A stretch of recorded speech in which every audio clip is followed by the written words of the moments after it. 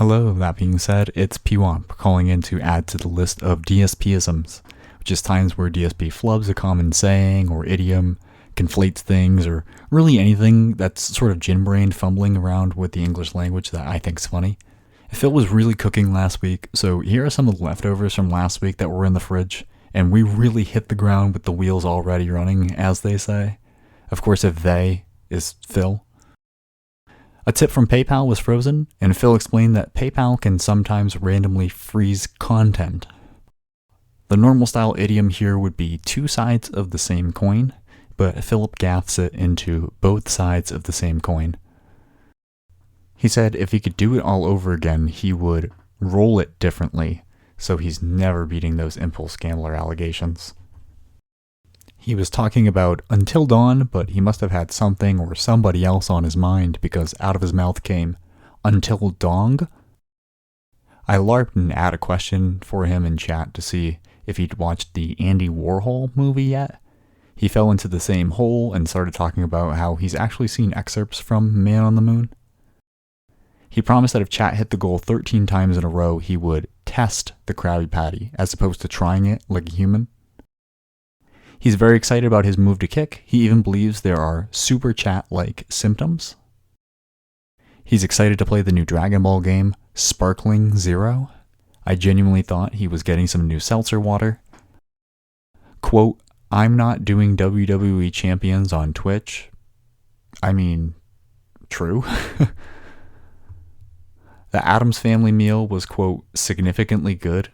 While I understand all of his food reviews are going to be extremely surface level and he's going to say that everything's just bursting with flavor, I just think it's really weird to describe something as significantly good.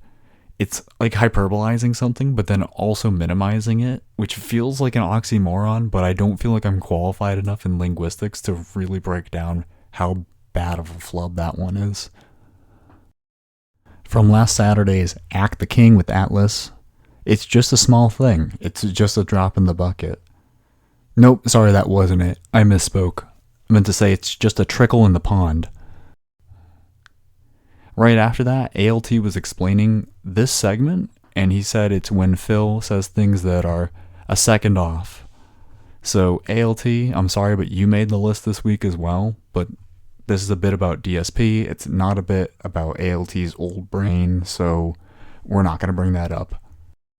Stick in there, Raiders. We got a few more and we're just scratching the surface of this iceberg.